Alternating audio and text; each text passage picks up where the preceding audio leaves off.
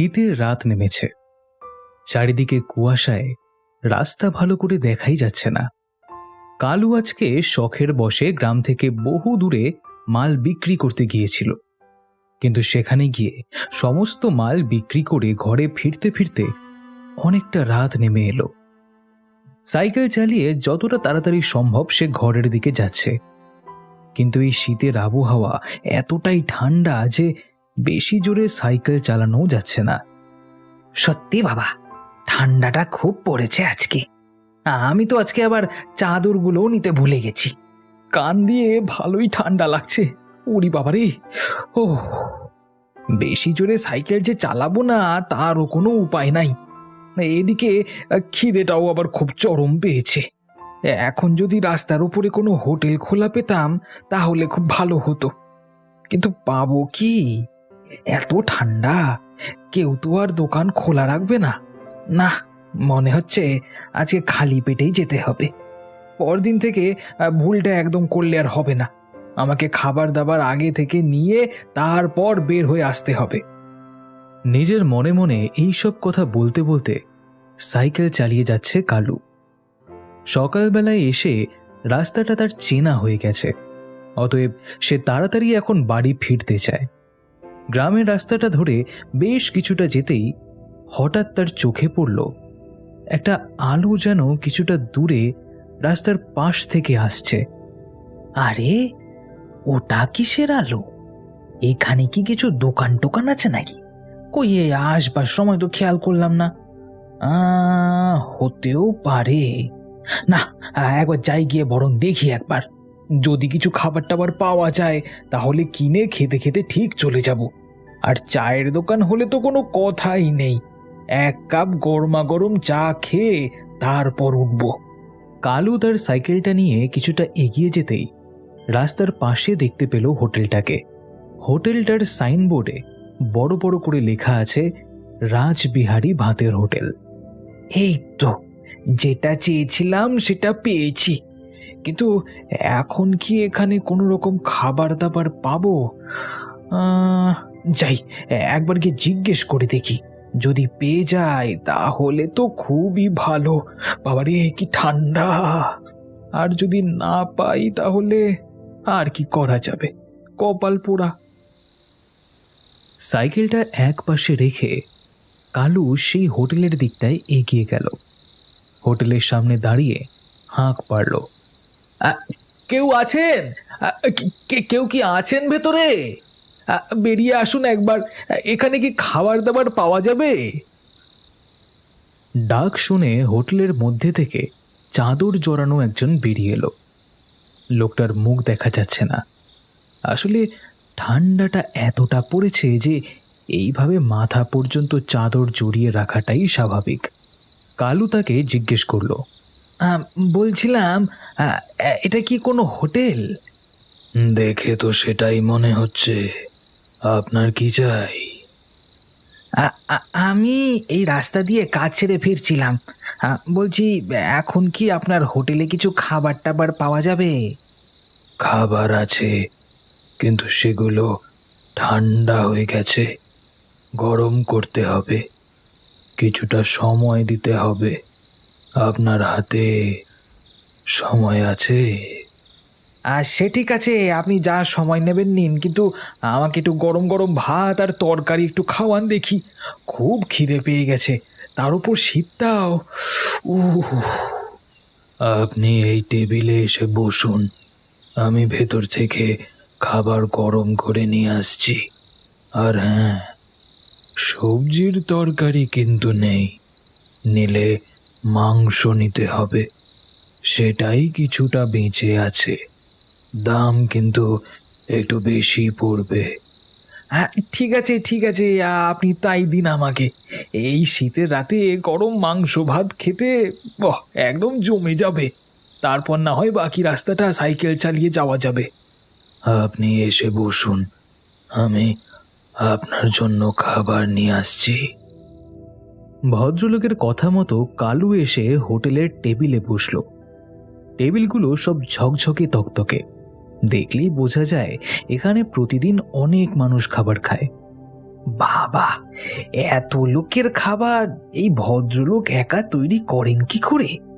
তারপর এই সবাইকে পরিবেশন করা এ কি আর চারটিখানি কথা? সত্যি ভদ্রলোক দিনরাত অনেক পরিশ্রম করেন। একটু বেশি করে টাকা দিয়ে যেতে হবে। এত রাতে খাবার দিচ্ছে, এটাই তো অনেক। কি ঠান্ডা! বসে বসে এইসব কথাই ভাবছে এমন সময় সুস্বাদু মাংসের গন্ধ ভেতরের রান্নাঘর থেকে ভেসে এলো। কালুর নাকে এসে ঠেকতেই পেটের ভেতর খিদেটা যেন আরো চাউর দিয়ে উঠল। উফ, সত্যি এত সুন্দর মাংসের গন্ধ বেরিয়েছে, আর নিশ্চয়ই খেতেও খুব সুস্বাদু হবে।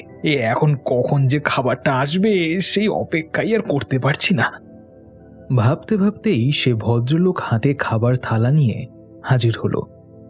খাবার তার সামনে রাখলো, গরম ভাত আর গরম মাংসের ঝোল। নিন, এবার খেতে শুরু করুন। আপনার খাওয়া শেষ হয়ে গেলে আমাকে অনেক কাজ আরো করতে হবে। হ্যাঁ, আপনার রান্নার গন্ধ এত সুন্দর, আমি আর অপেক্ষাই করতে পারছিলাম না। খাই, এরপর মাংস দিয়ে গরম গরম ভাতটা খাই। এই বলে বাটি থেকে সেই মাংসের ঝোল গরম ভাতের উপর ঢেলেছে, অমনি মানুষের আঙুল এবং একটা কাটা কান ঝোলের বাটি থেকে ভাতের উপর এসে পড়ল। তা দেখে কালু চমকে উঠল। কি এগুলো এগুলো কিসের মাংস? বলতে বলতেই সামনের দিকে তাকালো কালু। চোখের সামনে রাজবিহারীর বীভৎস মূর্তি দেখে প্রচন্ড ভয় পেয়ে গেল সে। তার লাল চোখ দুটো প্রচন্ড হিংস্র, মুখ দিয়ে তীক্ষ্ণ দাঁত জোড়া বেরিয়ে আসছে। আপনি কে? ওরে বাবারি, আপনি কে? খা, এবার তাড়াতাড়ি খা, এরপর তোকে নিয়ে কেটে রান্না করতে হবে তো, না হলে কালকের মাংস পাবো কোথায়? এই কথা শুনে আরো ভয় পেয়ে গেল কালু। সে খাবারের থালা ফেলে সেখান থেকে দৌড়ে পালানোর চেষ্টা করতে চাইল, কিন্তু কিন্তু রাজবিহারীর ভূত তাকে যেতে দিল না। তীক্ষ্ণ নখযুক্ত হাত দিয়ে পেছন থেকে তার ঘাড় টিপে ধরল। কালু যন্ত্রণায় ছটফট করতে লাগলো। আমাকে আমাকে আমাকে ছেড়ে দাও, আমি আমি আমি কোনোদিনও এখানে আসবো না। তোকে ছেড়ে দিলে আমার মাংস কম পড়ে যাবে তো। কালকে আমার খদ্দেররা খেতে পাবে না, তোকে আজকে মারতেই হবে, মরতেই হবে তোকে। এই বলে তাকে শেষমেশ মেরেই ফেলল সেই ভূত। তারপর কাঁধে করে নিয়ে চলে গেল রাজবিহারী ভাতের হোটেলের ভেতরে। দেবাশিস তার গ্রামের বন্ধুর বাড়ি যাবার জন্য ঘর থেকে বেরোচ্ছে। এমন সময় তার বোন দীপিকা বলে উঠল, হ্যাঁ রে দাদা, গ্রামে ভূত দেখা যায়।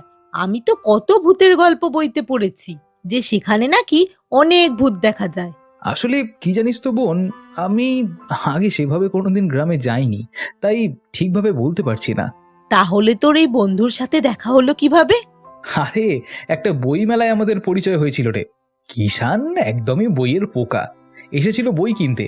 সেখানে আমি একটা ছোটখাটো সমস্যায় পড়ে গিয়েছিলাম। সেই সমস্যা থেকে আমাকে উদ্ধার করেছিল সে। সেই থেকে আমাদের বন্ধুত্ব। দাদা চল না, আমিও যাব তোর সাথে, আমাকেও নিয়ে চল।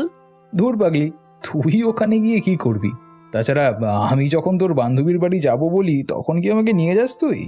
তুই ভাবিস আমি ওখানে গিয়ে তোর বান্ধবীকে হয়তো প্রপোজ করে দেব? ডাকাত ভাবিস তো আমাকে? মোটেই না।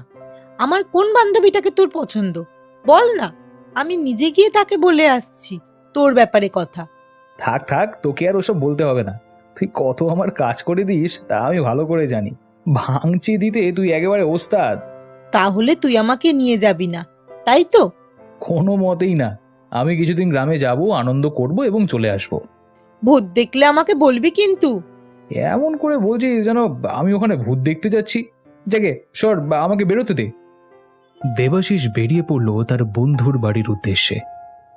অনেকটা রাস্তা জার্নি করে দেবাশিস যখন ট্রেন থেকে গ্রামের স্টেশনে নামলো তখন রাত হয়ে গেছে। চারিদিকে কুয়াশা আসতে শুরু করেছে। স্টেশনে নেমেই সে অবাক হলো, চারিদিকে কেউ কোথাও নেই। একটা ভ্যান রিক্সা পর্যন্ত সেখানে দেখা যাচ্ছে না। বাপ রে বাপ, এখন আমি যাব কিভাবে? কিষান কি আমাকে নিতে আসবে? কে জানে, যদি নিতে আসতো তাহলে খুব ভালো হতো আজকে। আমি তো ভেবেছিলাম নিতে আসবে, কিন্তু এখন তো দেখছি কেউই নেই। তাহলে তাহলে এখন কি করব? শীতটাও করছে, মনে হচ্ছে আর এখানে দাঁড়ানো উচিত হবে না। ধীরে ধীরে হাঁটতে শুরু করি। দেবাশিস স্টেশন চত্বর থেকে নেমে হাঁটতে শুরু করলো। হেঁটে হেঁটে সে বেশ কিছুটা রাস্তা চলে এসেছে। এমন সময় দূর থেকে একটা হলদে টর্চের আলো তার দিকেই যেন এগিয়ে আসতে দেখল দেবাশিস। একটু আশাবাদী হলো সে। ওটাই কি কিষান নাকি? যদি হয় খুব ভালো হয়, আমাকে আর এই অন্ধকারে এতটা পথ যেতে হবে না। কিছুক্ষণ পর আলোটা কাছে আসতেই দেবাশিস তার পরিচিত কণ্ঠস্বর শুনতে পেল। আরে বন্ধু, আমি যেটা ভেবেছিলাম ঠিক সেটাই। ভাবলাম তুমি শেষ ট্রেনে আসবে। এর আগে আমি 2বার টহল দিয়ে গেছি, তুমি তো নামলেই না। তাই আমি বাড়ি ফিরে গিয়েছিলাম, কিন্তু ভাবলাম রাতের শেষ ট্রেনটাও একবার একটু টহল দিয়েই আসি। যাক বাবা, বাঁচা গেল।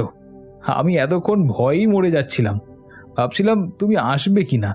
চলো, এখন তোমার সাথে গল্প করতে করতে এই শীতের আবহাওয়ায় গা ভাসিয়ে খুব মজাই হবে।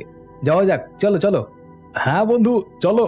আর শীতটাও কিন্তু খুব ভালোই পড়েছে, বলো। তারা দুজন পাশাপাশি হাঁটতে শুরু করলো। দেবাশিস বলল, আমাদের শহরে এরকম অন্ধকারপূর্ণ পরিবেশ খুবই কম দেখা যায়, কিন্তু নিস্তব্ধতা একদমই নেই সেখানে। এখানে এসে সত্যি আমার কানগুলো যেন পরম আনন্দ পাচ্ছে। হ্যাঁ, তা যা বললে। যে যেখানে থাকে তার বিপরীত পরিবেশটাই তার ভালো মনে হয়। এই যেমন আমার আবার কিন্তু শহর গেলে খুব ভালো লাগে। আসলে আমি গ্রামে থেকে থেকে অভ্যস্ত হয়ে গিয়েছি। তা যা বলেছ। তা এতটা রাস্তা একা এলে তোমার ভয় করে না? ভয়? ভয় করবে কেন? আরে আমি তো এখানকারই মানুষ, কখন কত শত সময় বেরোই আমি। আর তা তুমি কখন বেরিয়েছিলে? বেরিয়েছিলাম তো ওই দুপুরবেলায়। ট্রেনটা পৌঁছতে অনেকটাই দেরি করে ফেললো, মাঝখানে আবার অনেকটাই লেট ছিল ট্রেনটা। সেই আর কি। কেমন ঠান্ডা শীতল হাওয়া বইছে দেখেছো? এই প্রশ্নটা কিষান করছে এমন সময় হঠাৎ করেই তার আশেপাশের ঝোপঝাড়গুলো যেন একটু নড়ে উঠল। দেবাশিস একটু ভয় পেয়ে গেল, বলল, এই আরে এখানে আবার কিছু নেই তো? এভাবে ঝোপঝাড়গুলো নড়ে উঠছে কেন? আরে ভয়ের কিছু নেই, মনে হচ্ছে হাওয়া দেওয়ার কারণে এইসব হচ্ছে।